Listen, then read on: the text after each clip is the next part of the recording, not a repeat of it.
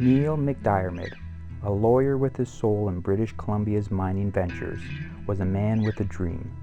In 1951, he reorganized a company he owned and changed the name to Craigmont Mines.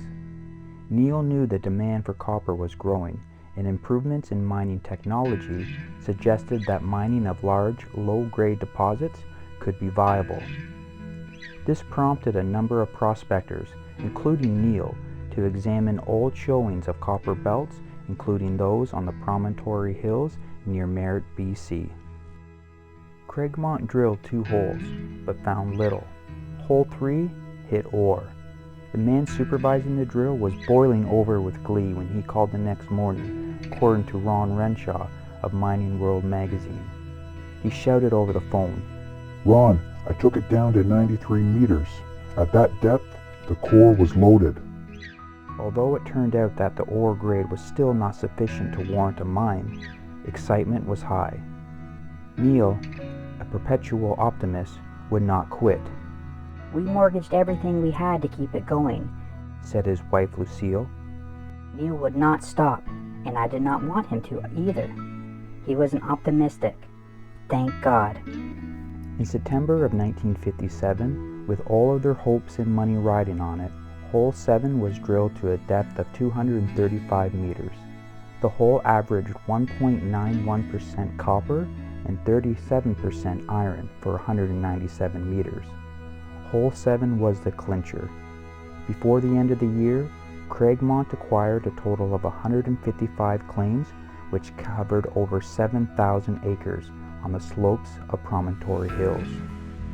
By September of 1961, Craigmont officials were ready to throw the switch that would start the process of turning raw copper ore into concentrate for shipment to smelters in Japan and the United States. The opening of Craigmont Mine also resulted in the biggest boom in Merritt's 50-year history. What was once a quiet ranching and logging village of 1,500 people had become a bustling community and more than doubled its population. Approximately 5,000 people were employed by Craigmont over the years.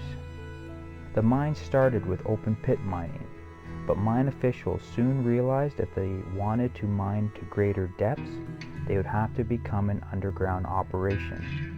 In 1965, it was decided to adopt a sub-level caving method of mining and was one of the first mines in Canada to do so.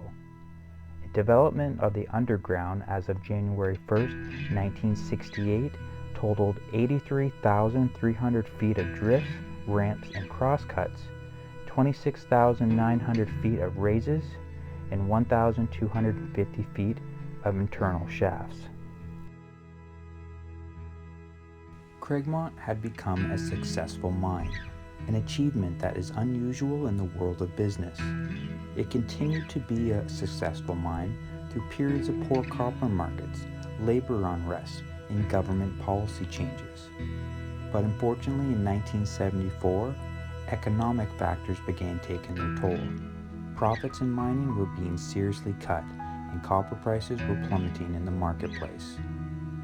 After more than 20 years in operation, 1982 marked the final year of copper production at the Craigmont mine.